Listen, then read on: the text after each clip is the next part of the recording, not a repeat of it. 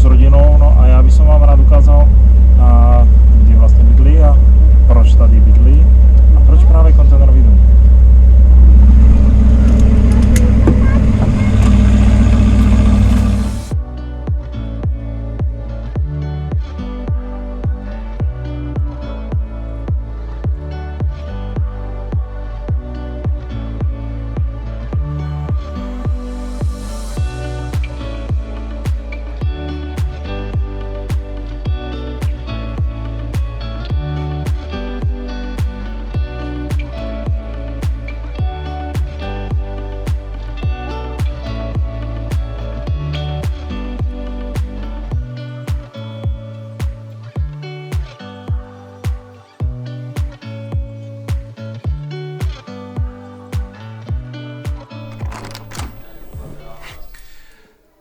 Takže momentálne sa teraz nachádzame v kontejnerovom dome u Luboša. Je to dom z 3 kontejnerov, že? Áno, tak, teraz už z 3. To znamená, že si niečo menil?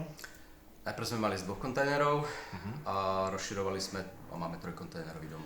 A ja sa len tak opýtam, pretože bydlím v kontejnere a mal som nejakú myšlenku. Jak si na to prišiel ty? To budem musieť zapátrať do minulosti, ale myslím si, že začalo to rôznymi takými nejakými alternatívnymi stavbami, obvykle samozrejme asi drevenými, kockami v podstate a do tvaru toho kvádrového. A tým pádom vlastne tie kontajnery boli k tomu najbližšie a tak nejak cez rôzne zdary a nezdary s dodávateľmi a s firmami a to, čo sa mi páčilo a nepáčilo a to, čo bolo alebo nebolo možné v lokalite, tak sme naraz zistili, že to je možné, rovná strecha, všetko kontajner, tak sme sa v podstate do toho pustili. Tak, strašne častá otázka, stavebné povolenie, bol tu nejaký problém s tým? Nebol, pretože stavebný úrad v podstate nerieši, z čoho to je tá stavba. Je mu to viac menej jedno, keď to takto poviem na rovinu. Rieši to, aké sú nejaké obmedzenia v oblasti. Topení tu máš? Infrapanely, chceš aj výrobcu? Výrobcu môžeme, spíš by ma ešte zajímali ako nejaké trebárs nákladová položka, ako máš nejak vypočítané, koľko to potrebuje trebárs? No, nemám priamo na tie panely, sú to myslím, že najväčší je 800W a potom máme rôzne 600W, 400W.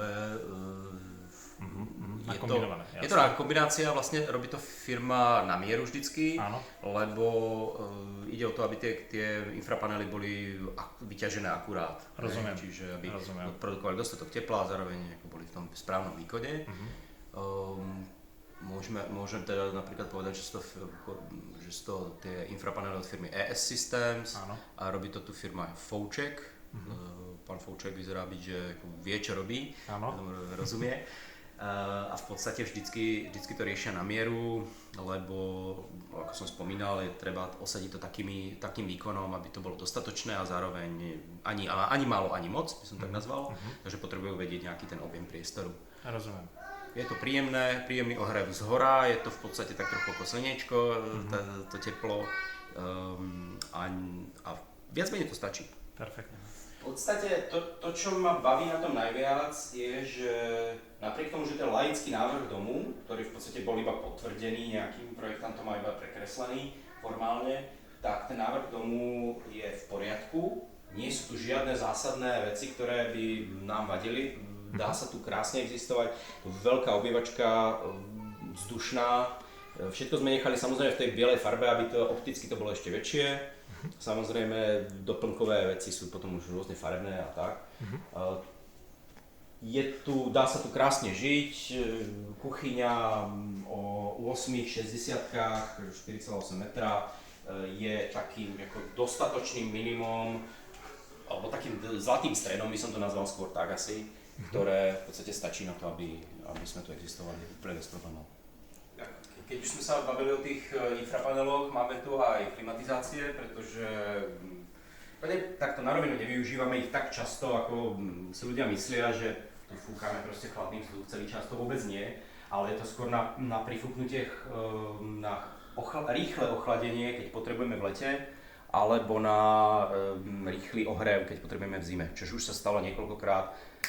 V podstate rovno tam dáš 30 stupňov, vyvalíš horúci vzduch, v momente je tu teplo. Vypneš, zvyšok dohrievajú infrapanely.